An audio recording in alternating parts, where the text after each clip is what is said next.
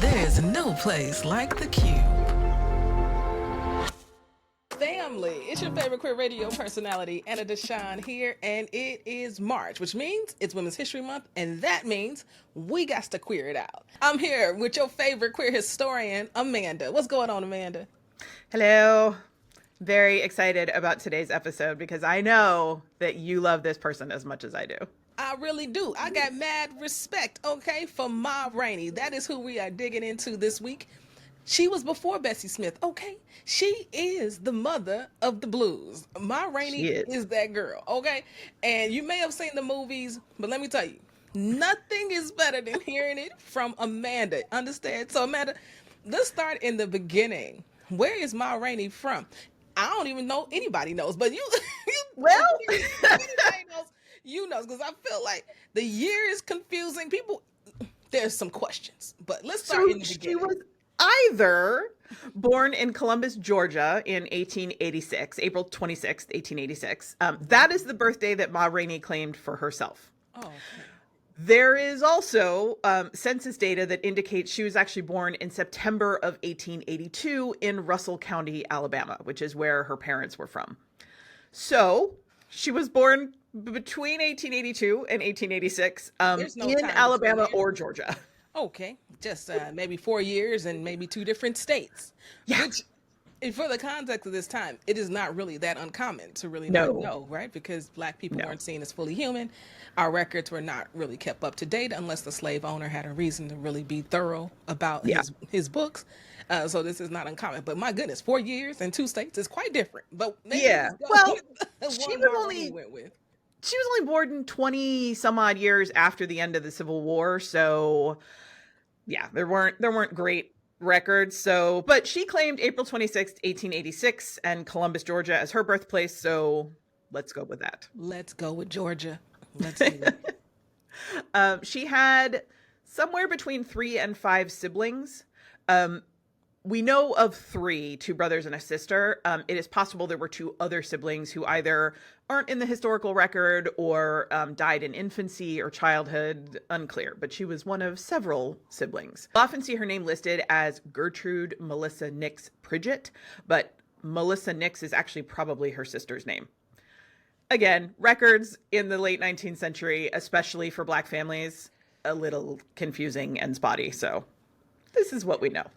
And this is why Black Americans often will say, I don't know where I'm from, right? Yeah. The digging, the DNA tests have helped to narrow it down, but so much of our history was lost, ignored, not kept. There is a wonderful genealogist named Walt Way who runs something called the Brister English Project, which is all about helping Black Americans trace their family trees as far back as they can. We'll put a link in the show notes because his work is amazing and you should definitely support him. Well, I want to support and I want the information. Okay. Yeah, he's amazing. Let's keep going. So let's go with Georgia, 1886. Yep. Now, was she always a singer? So as far as we can tell, she started performing at a very young age. There's not a ton of information about her family as a whole, although there's some indications that her parents might also have been performers. But she started performing around the age of like 12. She was in this talent show in her hometown in Georgia that was called A Bunch of Blackberries. And then from there, she went on to traveling tent shows, which were Black minstrel shows and vaudeville acts. Also known as the Chitlin Circuit, right? Yeah, this is a little bit before the Chitlin Circuit really got established. But yeah, it's definitely like the beginning of that touring route through the South and the Midwest. And this is where Black performers went to go find careers. Like this is how they were doing their art full time, were these tents. We weren't allowed to go other places. We weren't allowed in the theaters, right? We could not go. But we had talent and we had money and we wanted to go outside and we wanted to celebrate. And so what we do, we had to build it ourselves. And so that's what it looked like with these traveling tents, but then became the Chitlin Circuit, where so many of some of your favorite Black performers found a home in the very beginning of their career. All of them. pretty much all of them. If they were anybody between like 1905 and 1930, they were on the Chitlin circuit at some point. Yeah, because you gotta, if they don't, gosh. It's a whole other So episode. many We'll get back to things that. say, Amanda. I know. But at the end of the day, there was no seat at no table for them, and they built their own table. Period. That's what they had to do. And from what I hear, it was a lit time. Well, and what's interesting with Ma Rainey, I'm going to jump ahead like 30 years. When Ma Rainey was at the height of her career and touring on the very well-established Chitlin circuit, she was doing some of the first integrated shows in the Jim Crow South, because she would not perform to segregated audiences, but she had white fans. So she was like, well, you got to sit with the black people or you don't get to come, which was an amazing amount of power and leverage that she had at the time. And everybody loved her, right? Oh, yeah. From my understanding, because of her delivery.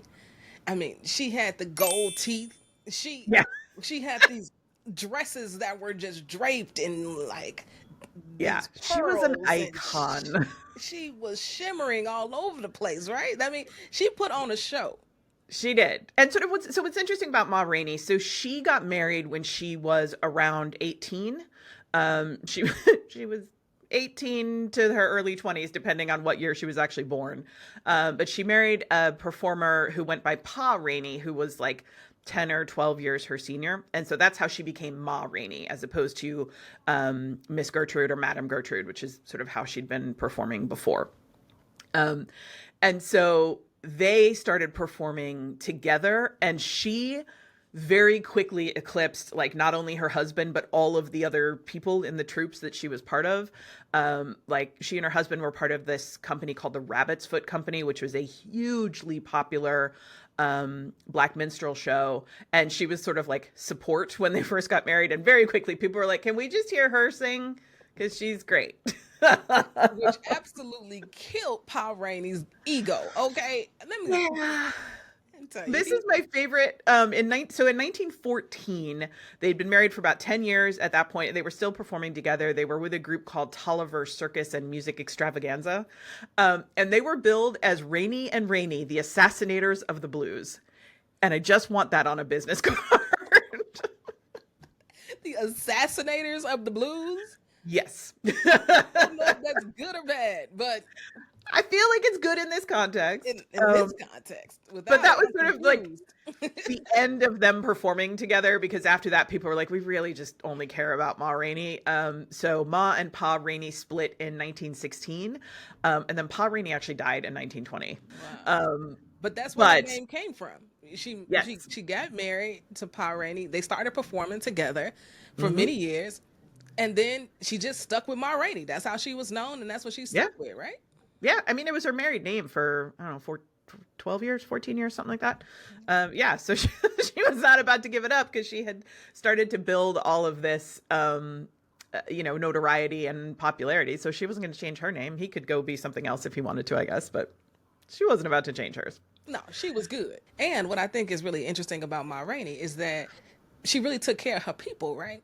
And her band. And one person, when I was learning about Ma Rainey, and I was like, what? Was Thomas Dorsey, who I've always known as the father of gospel music, was a part of her band. Is that right? Yes. So Ma Rainey got signed to a record label called Paramount in 1923, which was actually a little bit late, like sort of a couple years behind other less prominent gospel singers. But for whatever reason, she didn't get signed until 1923.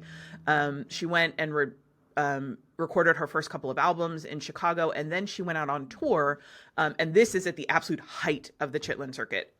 So she went out on tour, and Thomas Dorsey was her band leader. And he gained most of his notoriety as a musician touring with Ma Rainey. And he loved her, absolutely loved working with her. She was notoriously very generous with her musicians, and also with her chorus girls, which we'll talk about in a second. She paid everybody well. She was respectful of them. We're going to get back to the chorus girls. Yes, we are. And she actually also bought all of her musicians new instruments when they joined her on tour. And so Thomas Dorsey was a huge fan of hers, and once said he wrote memoirs that haven't been published yet, but he said in those memoirs, after performing and working with Ma Rainey, there was nowhere else to go but to the Lord. Of course. 'Cause where else are we going but up? Okay. Because Ma Rainey she was provocative. She was what they would maybe call like a nasty girl. Okay. She would get a little freaky on stage. She was all about that. Okay. Liberated. She was vulgar. She was absolutely vulgar. And a lot of what made her such a dynamic performer, because people didn't kind of like Ma Rainey. They loved Ma Rainey. And part of what made her so dynamic was her ability to perform I'm going to say like a man, because the 1920s and 30s were a very, heteronormative and gendered time in the United States. Unlike now, when we've totally solved all those problems, by the way. This is when we all take a collective deep breath, okay? I think it's also very interesting to talk about history right now when you feel like you are reliving it in real time in your own reality. History seems real close right now. It does, and in a way that is honestly, that is sometimes comforting to me. Because the thing about Ma Rainey is Ma Rainey was unapologetically and not subtly queer. And this is a Black woman in the South 50 years after the end of the Civil War, who was really not subtle about her queerness at all.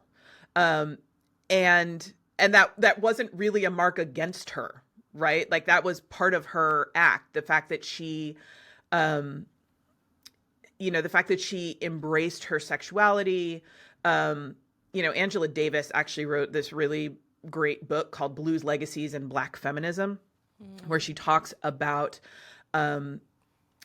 the Black female experience, sort of specific to blues music, and also how it lays the foundation for modern Black female artists. There's a direct line you can draw from Ma Rainey to Meg Thee Stallion in terms of being seen as, over sexualized or vulgar or whatever. Ma Rainey was doing it first. And people loved it, because she was embracing all of the emotions of the Black female experience, specifically in the Jim Crow South at the time, and unapologetically. And liberated. I mean, she was a liberated woman. And she was getting paid too. I think getting paid and feeling that type of power and over your own life at a time where women really did not have power over their own lives. Ma Rainey was a unicorn in some ways, very unique. She was. In how she was handling her own business. Yeah, so Ma Rainey was a very shrewd businesswoman, which is not to say that she wasn't taken advantage of. Paramount Records absolutely underpaid and undervalued her. It is unlikely that she ever saw any royalties for the 100 songs that she recorded for them. Many of which, according to the Recording Academy, who awarded her a Lifetime Achievement Award posthumously in 2023, are easily recognizable as part of the American musical canon. So she didn't make a ton of money off of her actual recordings, but she could negotiate a contract. And at the height of her celebrity and popularity, she was commanding about $350 a week, which would be $6,400 a week in today's money, which was a huge amount. Most of the, well-known performers on the Chitlin circuit earned about $185 a week. Bessie Smith, at the height of her fame, earned $600. So there's Bessie Smith, Ma Rainey, and everybody else. Wow. She was shrewd in her negotiations and smart with her money. So by the time her career sort of ended in 1935, which is when she retired, she had enough money to go back to Georgia and buy 2 movie theaters and manage them for the next few years until she unfortunately died of a heart attack when she was just 53. But she she had managed to play the long game with her money, which was very, very, very difficult at the time for a variety of reasons. Which I think is really fascinating that she took care of her money so well, given that she was so giving with it. Like she took care of her musicians, like you said, right? And from what I can tell, she lived a life. Okay, she had drivers. She always had a fur on. She was just that girl. Yeah. She traveled with an entourage. Like, if you want to know where modern artists got the idea for an entourage, it was Ma Rainey. She just traveled with a group, like her choreographer and like stylists and just like random people. That is how she moved through the world. And part of that was a safety thing, right? Like she bought her own bus in cash, and hired the people to drive it, partly because some of the places they were going, there wasn't a hotel she could stay in safely, at least not one that was up to her standards, shall we say. So she just moved through the world as an absolute diva and unapologetically and intentionally. One of the ways that Paramount marketed her when they were releasing her records was as the gold neck woman of the blues, because she wore so many gold necklaces. So much jewelry. She was adorned. She adorned herself. And she looked like wealth. I mean, I think that was one thing that was part of her act. It was like, this is who I am. This is who I am. And it came through in her music. It came through in how she dressed. But child, it also came through in her actions, okay? Because she's got some stories. Okay. So Ma Rainey subverted expectations in a lot of ways, right? Because she was this powerhouse performer. She just dripped in gold and diamonds. She even had gold teeth that used to flash when she sang, which I love that description. And Ma Rainey would be the first to say this, so I'm not like talking out of school. Ma Rainey was not what was considered attractive at the time. Like if you look at pictures of her now, I'm like, oh, she's totally cute. She's just kind of short and curvy. But at the time, she was considered to look like a potato, basically. Which I read that in a newspaper article, and I was like, in a newspaper article? Yeah. They called Yeah, and they were basically like, even though she looks like a potato, she sure can sing. Jeez. But that did not stop her from being an incredibly desirable partner, shall we say. So, of course, she had a very famous relationship with Bessie Smith. In like sometime around like 1914, 15, they stayed friends for their entire lives, but sort of were romantically entangled at that time. And then, can we talk about the chorus girls now? Can we please talk about the chorus girls? And can we talk, and let us please also not gloss over the fact that her and Bessie Smith were a thing. Okay, don't get it twisted, family. Like, we've been here, okay? Yeah. Black lesbians have been outside for a very long time. And the fact that it's been depicted in films. I mean, Queen Latifah as Bessie and Monique was playing Ma Rainey. Like, y'all, this was a thing. Okay. But and I actually found while I was researching this, there is a very popular story that Ma Rainey kidnapped Bessie Smith when they first met and like forced her to join the Rabbit's Foot company that Ma and Pa Rainey were a part of. But that is not what happened. They were just both performing, sort of on this tour path, and that's how they met. Absolutely. And Bessie Smith was looking to make a come up. Okay. Ma Rainey had been there. Bessie Smith was on the come up. And it was one of these things where the teacher, right, teaches so well that Bessie Smith then, right, begins to be a larger star than even Ma Rainey was. But I do think it had so much to do with the way Ma Rainey presents herself. I think it was because of her skin. I believe it's because she was so dark skinned, because she was so curvy, and that she was not sexually appealing, right, to white men or to men in general. But the ladies did, okay? Specifically her chorus girls. I don't know if it was a line she asked on when she was interviewing them or what, but the chorus girls, though, loved them some Ma Rainey. They did, and in 1925, Ma Rainey was arrested for holding a lesbian orgy in her home with some of the women in her chorus. You better lesbian orgy it, okay? Plot twist. She was taken to jail and Bessie Smith had to bail her out.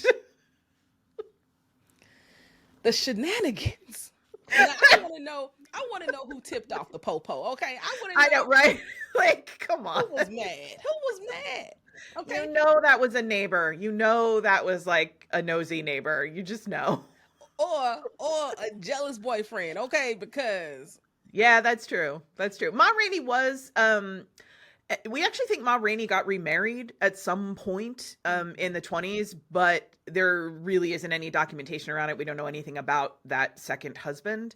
But from that, I think we can glean that Ma Rainey was dating men and women at this time, or just inviting them to her house for, naked party time. I mean, why can't I have it all? I believe this was the way Ma Rainey thought. Why can't I have it all? Yeah, and so the thing about Ma Rainey is that she was not subtle about her queerness, and it wasn't just in her actions, it was also in her songs, many of which she wrote herself, which was unusual for the time. Yeah, I mean, she was that girl. What was it, 1928, Amanda? She wrote Yep. Prove It On Me. Mm-hmm. Now, family, if you have never heard the song, which you probably haven't, let's be very clear. Most of you are probably not listening to blues. And if you are, you definitely probably are not going back to But you should be. 1928. You know what I'm saying? Music. But I have to read a little portion of these lyrics because Chile, she was out here, okay? Prove it on me. This one section, it goes, they say I do it. Ain't nobody caught me. Sure, got to prove it on me.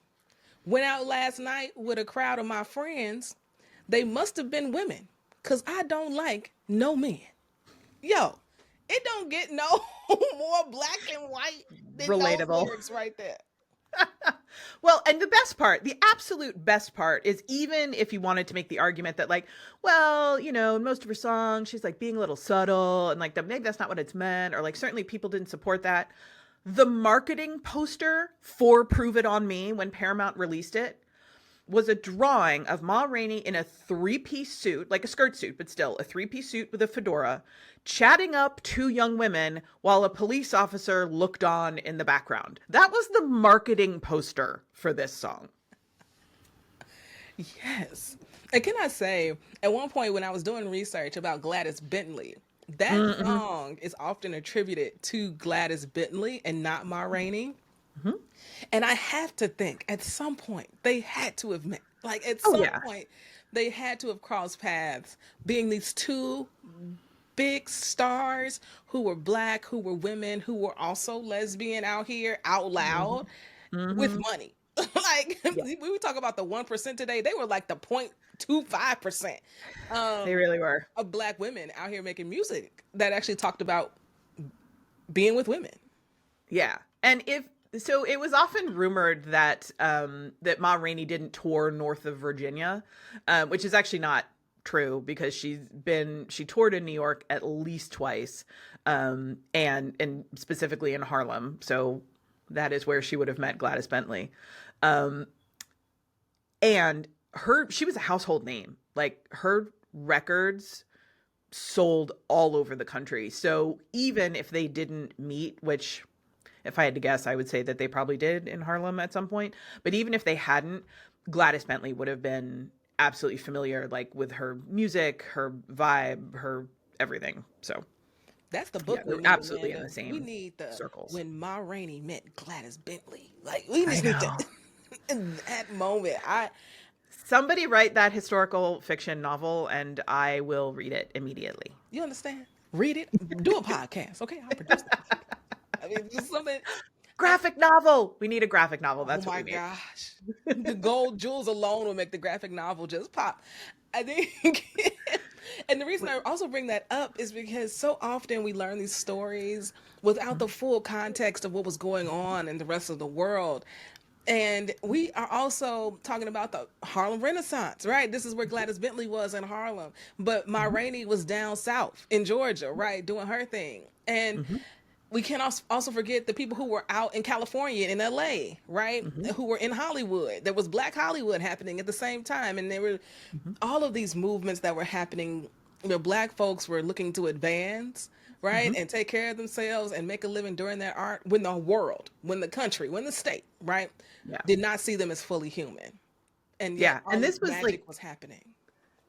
and this was globally such a time of upheaval for the entire world, right? So the Civil War ends in, the late 1860s. Takes a few years to actually end and make sure everyone knows.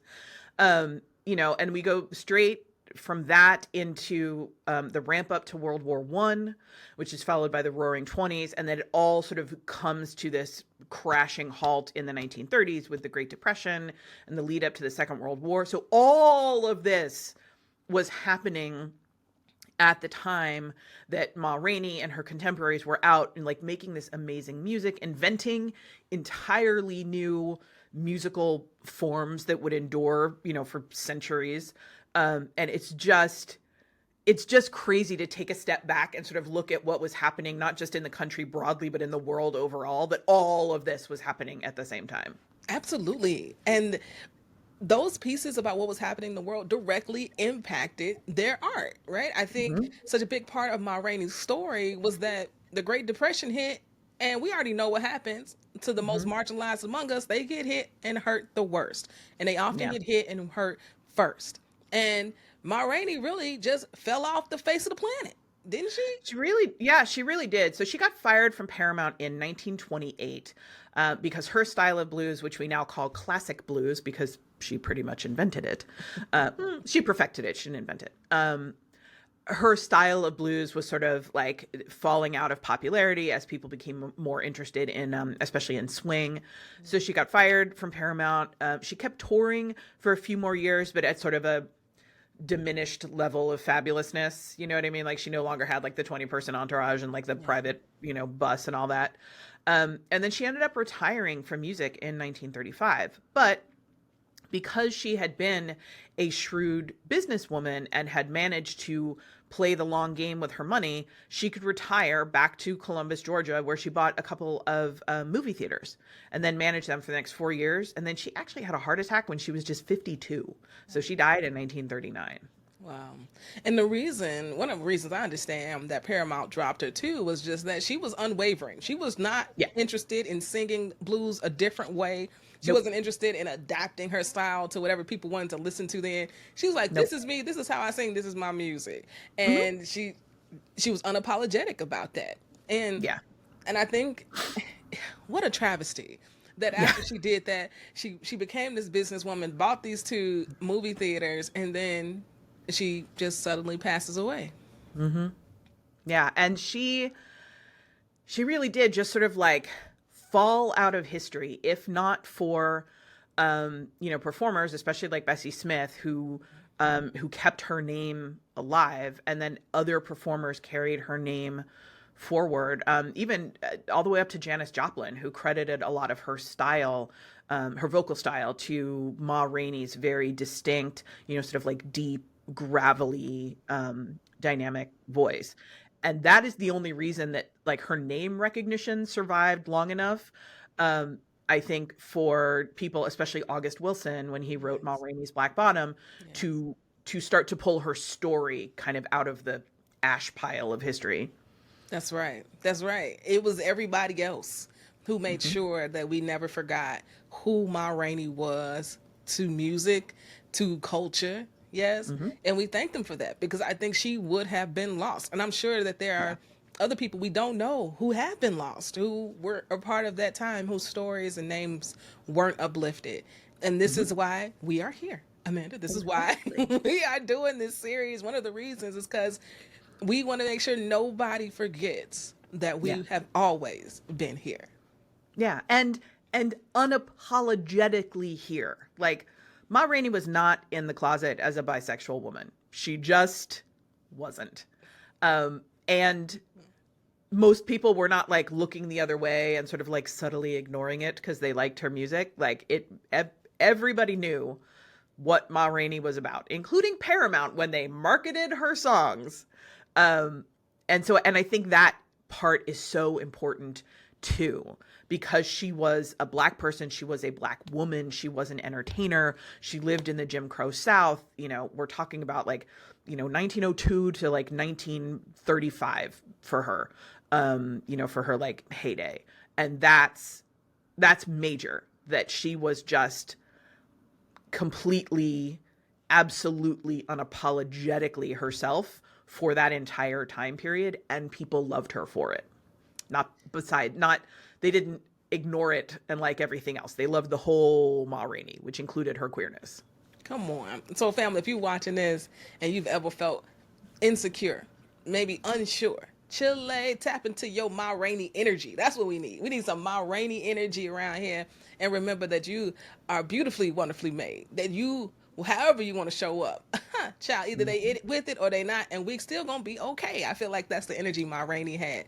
And if you enjoyed this video, then you got to stay locked in, because we got more on the way, more history that we are queering out, because our stories are important, and we are not gonna let anybody forget that we have always been here.